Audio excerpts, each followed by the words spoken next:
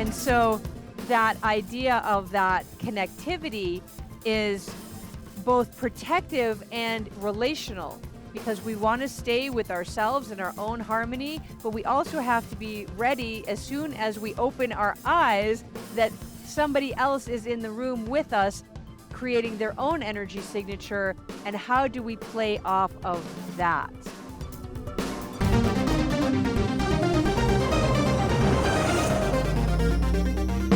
Welcome to the world of energy, where science meets spirit, ancient wisdom merges with cutting-edge knowledge, and the possibilities for a healthier, happier you are endless.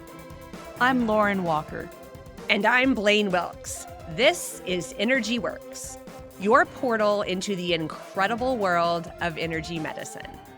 Whether you're a seasoned energy practitioner seeking to deepen your knowledge, or someone new to the concept of energy medicine, this podcast was created for you. Together, we unravel the intricate threads of energy that weave through our lives, revealing practical insights, stories, and actionable tools that you can start using right away.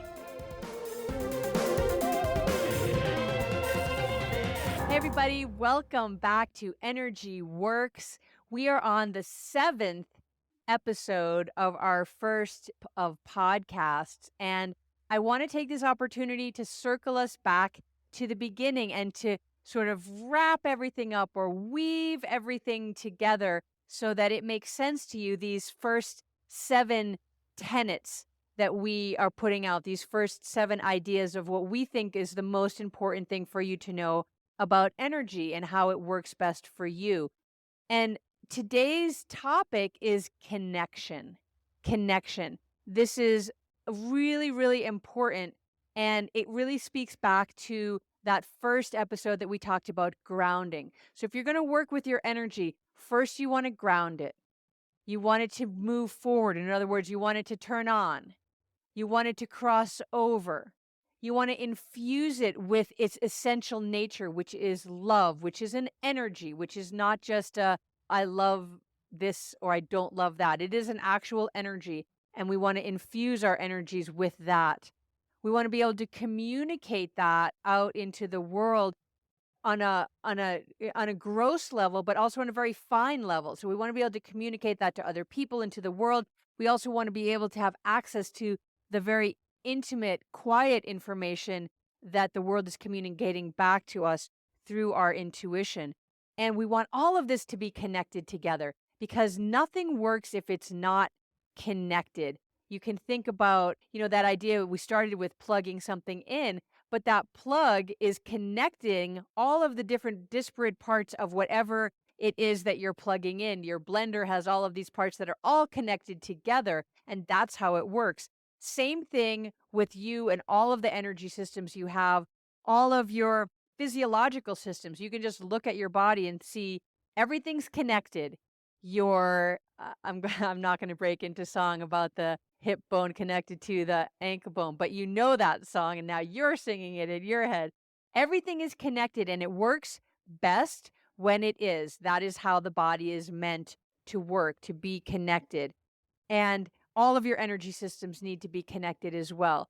I'll share one little side story for a moment on the power of this. When our teacher, Donna Eden, started this work, started creating Eden Energy Medicine, which is the basis, kind of the mothership for energy medicine yoga, she, she had MS, and she wasn't able to walk at this point. And Western medicine had nothing to offer her, as it still really doesn't for MS.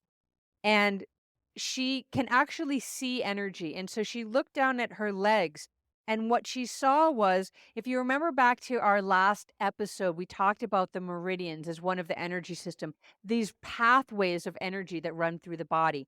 And she could look down at her leg and see that these pathways of energy weren't connected, and therefore the energy wasn't running, and therefore she couldn't walk. And her first step to healing herself completely from MS was simply to connect these two energies together on this one flow of a meridian on her leg, to connect these energies together. And that was the start of her healing.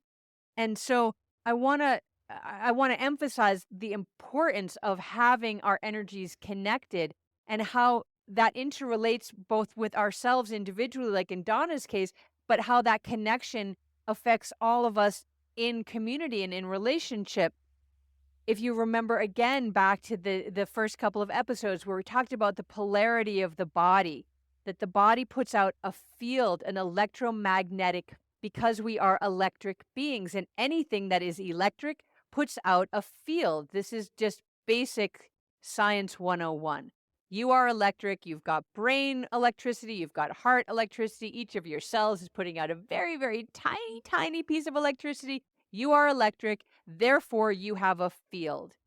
And these fields interact with other fields. It's just like those magnets. If you push two north ends of the magnets together, they do this thing. You can't see what it is. You can't see the resistance, but you can feel it. It is a field, and it is opposing energy in that field that is forcing those magnets away from each other. They have an electromagnetic field around them. We have an electromagnetic field around us. And very similarly, if you come up against somebody that's got a field that's in antithesis to yours, you can feel that like pushing away from. That is like a sense that we get from people like, I don't even want to be near that person. Those fields can also be brought into connection and harmony with each other, just the way Donna brought connection to the energies that were going up and down her leg. We can bring connection to the energies that happen between us and other people, between us and our food, between us and our pets. It is all about this field that surrounds the body that in Western science is called the biofield, literally the alive field that's around your body. Yeah, thanks, Lauren. The biofield, I love that it has a science name now because it's just not woo-woo. It can actually be photographed with Kirlian photography. And I think that if you're someone who's listening to Energy Works, we probably don't need to explain the biofield or the aura to you or convince you that it exists.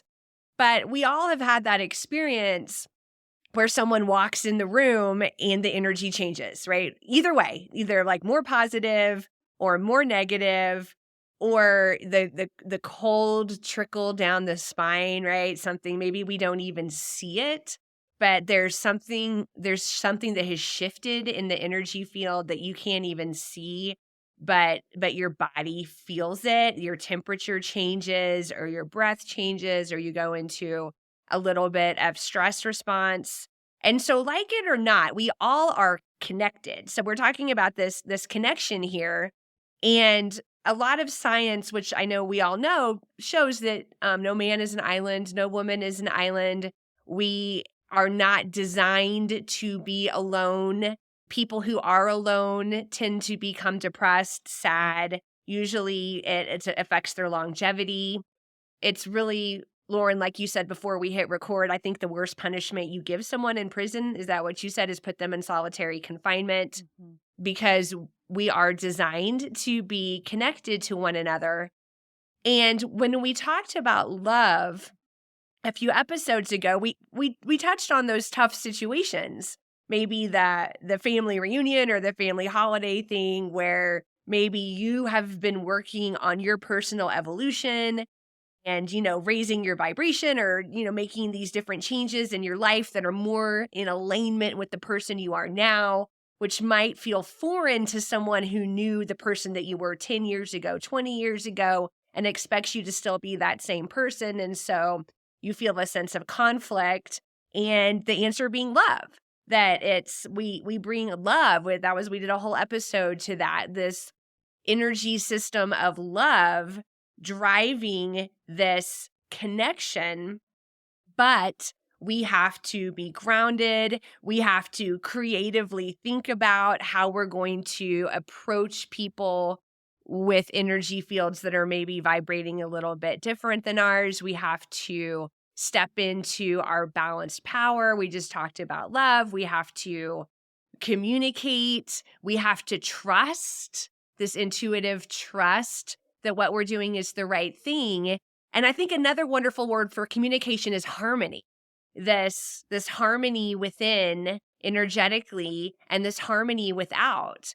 And the harmony without needs the harmony within, and the harmony within needs the harmony without, and the disharmony without breeds the disharmony within. And so I love that this is our the seventh of seven with the energy systems that we're talking about being connection, because it's the container that holds it all together. It absolutely is. It's the container. And it is, it's so important to have your energy systems that are unique to you. We each have 9 of them. They all need to be connected together in order for you to be working optimally. And we've been showing you all along each episode a technique to help optimize the system that we're talking about, or the idea and ideal that we're talking about, because energetically you can work with these ideas that are otherwise quite heady. I mean, it's quite intense as an intellectual exercise to talk about love, or to talk about communication or intuition or power. These are big words with a lot of history beyond them for yourself individually and globally, for what these words mean and how they operate in the world. And the beauty of energy, and this is one of the reasons that I'm so drawn to this work, is because it takes it out of that intellectual struggle. Exercise is one way to put it, but struggle is another way to put it. And the how to problem solve from an intellectual capacity some of these big issues, grounding and creativity, struggle. How do I do that? What is that? It's To think about them intellectually is a challenge. It can be a joyful challenge, but it's a challenge. And then we drop into the energetic piece, and everything gets lighter. And that's not only because the energy is more diffuse, it is because it is simpler, because it is more diffuse, to work with these systems and concepts in a very grounded, energetic way that then kind of carries forward and simplifies all of the other parts and pieces of it that we then take out, whether we're going to talk about it, write about it, draw about it, have a conversation about it, try to problem solve about it. But the energy underneath, once that is working for us, everything else gets much easier. And that connection piece is really the crux point of everything that we've been building up to, because none of these pieces that we've been talking about work in isolation. It's not enough to just have love if you're not grounded. It's not enough to communicate if you are not in a place of power. It's not enough to tap into your intuition if that creativity piece is just not even anywhere in your systems. And so to have all of these pieces connected together allows you to be that whole, holy, healed being that it is, that we all want to be. Yeah, when you were talking, I came back to the figure eight in my mind. And I know that, Lauren, when you're talking about or teaching everyone the energetic technique for connection, it's going to be figure eight ish. And this connecting with someone else, the figure eight is this, it crosses in the center. We've talked about crossover being such an incredible, important, and required energy pattern for us to be firing on all cylinders, for lack of a better way to say it. But even internally, my connection from, my heart to my gut, to my heart to my gut, or my intuition to my gut, to my intuition to my gut, or the grounding to my power, the grounding to my power. They, as Lauren said, that, you can think of this figure eight between two different things, how they're continually feeding each other. Or my partner, Burke. Burke's grounding affects me. Burke's energy field affects my energy field. If he is disconnected internally, his internal disharmony is going to affect my harmony and bring me into disharmony. And so the more that I can be harmonious within myself, because really I can't control him. He needs to take care of himself. I need to take care of myself. And so, but I do know that my connection and my harmony affects those around me. Just like somebody else's harmony affects me or someone else's disharmony affects me, mine affects them. And so if I walk into my local grocery store and I am disconnected and I am not in harmony, that vibe, for lack of a better word, is going to affect everyone around them. And through the work of energy, we're not going to get into the specifics here, but we actually know and can test people. And we can take someone who is in harmony and we can unregulate them or deharmonize them just by exposing them to someone who is disconnected or not harmonized. And so this connection energetically is real. And I cannot control everyone in that grocery store, but I can control myself. And I know that I am influencing every single one of those people.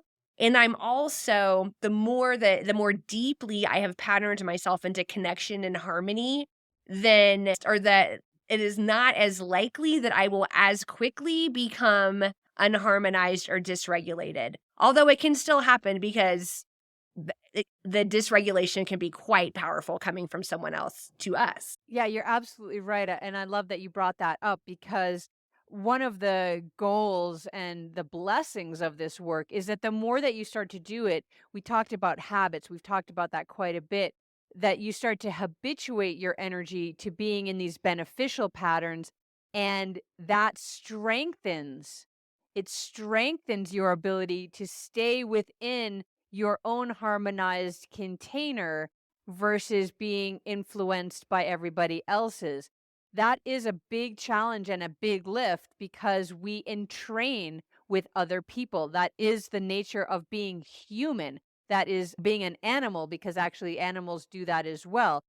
That we become similar to what's going on with the people around us. It's why if somebody starts laughing, everybody starts laughing. If someone starts crying, everybody starts crying. They've done studies with clocks that the clocks, the old ones that had the pendulum, all the pendulums would start to swing in harmony because the energy of ourselves, of groups, are so strong that they bring everybody into the same resonance.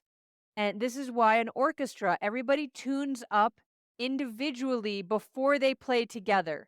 First, you go and you take your violin and you tune your violin to itself. And then everybody tunes to one note together.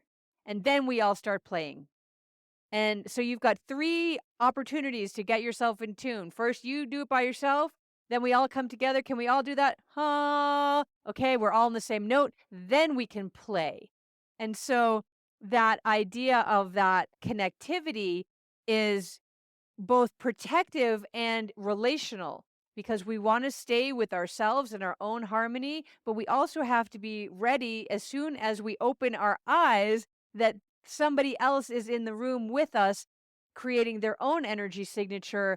And how do we play off of that? Yeah, I think, Lauren, I know this because I'm with you enough. We hear it all the time. Lauren, you have such great energy. Lauren, I'm drawn to work with you because you have such great energy. The reason why people are drawn to you is because you are harmonizing them with your strong energy. Absolutely, absolutely. That happens all the time. And it happens in converse as well. If you're in a bad mood, you all know this, right? Don't even come near me. I'm in a bad mood. I don't want to infect you, right? Like we say things like that because we know my bad mood is going to bring you down. It just is. That's how energy works. It is very active. It moves between us, it moves from one of us to the other. And this biofield that we have around us, that is kind of like you can think of it as your spacesuit, is what protects you and your energy fields, and also it's transmitting your energy out to the world. So it's like that, I'm in a great mood today, anyone who wants to come talk to me, come talk to me, and like you feel that, and other people around you feel that too. So should we just dive in? Should I just share these techniques right now? Yeah, and I want to offer before you share the techniques that this is the 7th in a series, and in each of these 1, 2, 3, 4, 5, and 6, we also offered techniques. And so they're all connected. This is on connection. And so I don't know if you take notes when you listen to these podcasts, but Lauren is going to share a technique for connection, but it's not in isolation. You also need to be regularly doing the technique from episode 1 and the technique from episode 2. And these are super simple techniques. And so they're very simple, but it's the harmony of all of these together that really creates the most power than any one of them in isolation. 100%. Absolutely. And I want to add on to this too, that they do work as they're individually geared to, and they are more powerful when you work them together. So again, it's about connection. Each thing works on its own, but connected, it is that much stronger. And that really could be a metaphor for this whole series of episodes and this whole teaching as a whole, is that each of us is strong individually. That's what we're working towards. That's why we're exploring these energy tools, because we understand that energy is the most powerful substance that there is. And so let's figure out what it is and how to work with it. So I want to get as strong and powerful as I can individually. And then knowing that we are all more powerful together. The more of us that there are, the more of us that are doing this work, that are bringing ourselves into harmony. And again, back to that symphony metaphor. If I play my violin by myself, it sounds okay. If another violinist comes and we play together, that sounds okay. Then someone brings in a piano, it's like, huh, now that's pretty cool. Now someone brings in an oboe, whoa, a flute, whoa. And all of a sudden, we've got all of this more and more and more and more, and we're all connecting, and we're all connecting with this beautiful idea of theme that we're playing together, and it becomes a symphony. And that is the beauty of all of us at our highest in connection. So I'm just going to teach this. It's called the Celtic Weave. And we've been talking a lot about that, the figure eight. And this, it's when it's lying on its side, the infinity symbol is called a lemniscate. And it is that feedback loop. It is information coming back and forth and around ad infinitum, for infinity. And that geometric shape actually exists in all of these 9 energy systems. You don't have to worry so much about, what do I mean 9 energies? She hasn't talked about the 9 energy systems. Now I've got geometry throughout it. Is important to know that is that these little figure 8 patterns are happening in all of your energy fields and in all of the geometric patterns of energy all around us. Energy is geometry, and maybe we'll save that for another podcast. So you've got these little figure eights going everywhere, and the more of them that you have in your energy fields, the healthier you are.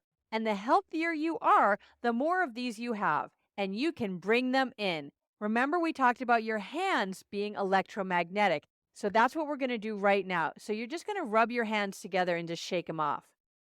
And then this is so easy, but I'm going to talk you through it because you can do it from on high, on low, anywhere around you. What you're going to do is open your arms up wide, anywhere like slightly to your head or above. And then you're going to draw your hands together in front of your body, cross them past each other, and then keep expanding your hands out wide beyond you the other way. So now my right hand is crossed over my left, and my hands are out in the field on either side of me. Now I'm just going to uncross my elbows and smooth my hands wide again. And I'm just going to keep doing that back and forth. I'm going to cross my arms, cross my hands over so that they're on opposite sides of my body, and then I'm going to open up and cross them wide. I can do this from high overhead all the way down. I can do this just back and forth in front of my body, just crossing my arms wide, crossing them, uncrossing them open, crossing them as far beyond my arms as I can to cross them across the body and then open them up back and forth like you're weaving. Think about that because it's called the Celtic Weave. It's like you're pulling curtains from far on other opposite sides of the window. You're pulling them together, but when you get together, you're going to keep crossing them over each other as if you could pull them towards the other side where they started. Back and forth and back and forth. What this does is it weaves together all of the energy systems that you have. And I want to show you a couple of other little pieces with this same idea and the same practice of this back and forth, this figure eight pattern. You can do it between you and another person. So now I've got my hands together and I'm drawing this lemniscate, this lazy eight on its side between me and you, the computer screen right now. I am scooping you up and bringing you back into my field, and then scooping up me and bringing it out to your field. I'm drawing a figure eight back and forth between me and another person. I do this between me and the food that I'm about to eat so that I am in harmony with my food and I'm connected energetically to it so that I digest it better and assimilate it. I can do this between me and my dog, between me and the sleeping baby in the crib, between anything that is in disharmony to bring myself and this into a deeper connection and ease. Thank you, Lauren. And yeah, figure eights, you can just we're videotaping this, so if you happen to be watching us on YouTube, you can see it. But if you can't see us and you're, walking or driving or at the store or however you like to listen to your podcasts, you can literally even just take one hand and just like start drawing figure eights with your hand, just like one hand. And you are reinforcing this pattern of connection. And the body is incredibly intelligent. And so you just don't even have to think more than that. Like your energy is like, yay, figure eights. And it's going to be excited that you're doing it. And it's going to just keep the figure eights going, because you're just making this very special pattern in your energy field. And so there's no like, did I do it right? How long should I do it? Can I mess this up? You cannot mess it up. You are doing it right. You're just making figure eights. And it's truly that simple. It is just not any more complicated than that. Creating this geometric pattern of connection in the body, in the field, and it extends to everything that energetic that you interact with. And I want to add one more thing to that as well, because here's the point in these podcast listeners that some of you skeptics might be like, okay, this has just gone a little too far. Now she's waving her hands back and forth in front of her body, and that's supposed to do something. So I want to say this. These techniques are ancient and they're very simple, and you don't have to take my word for it because I know that they look really silly. Trust me, because I've been teaching this for years. But I want to say this. I have 3 books published about energy medicine yoga. Those would not be out in the world if there was not some validating truth to these teachings that I'm bringing you. If this was just like, oh, that doesn't do anything, there would not be 3 books out in the world. So I love that the skepticism might be coming up. And what I would say is try it. Try some of these techniques and have a notice in yourself. Do you feel things changing? Do you feel things moving? Do you feel that connection when you do these practices? And then drop us a review. Let us know. Drop us a note. Let us know what you want to hear more of, what you want to learn more about. We really want Energy Works to be for you so that we can help you get energy working for you. Thank you for joining us, everybody. We are truly honored that you are listening to us. And yeah, figure eight, like share with us what you need. We'll give it back at you. Share with us what you need. We'll give it back at you. And we know that we learn from you too. So thank you for joining us and have a great rest of your day. Bye. Alrighty, energy fans, that's a wrap on another positively charged episode of Energy Works. Lauren, this is the part where we get to use our energy puns. It's been electrifying, hasn't it, Blaine? We hope you've enjoyed it as much as we have. If you're feeling amped up and you want to keep your energy flowing, be sure to hit that subscribe button on your favorite podcast platform. And we'd love to hear from you. So please take a moment to leave us a review. Your feedback helps us continue to deliver content that resonates. So light up our inbox. And spark a conversation with your friends to tell them about us. And we'll see you next time on Energy Works.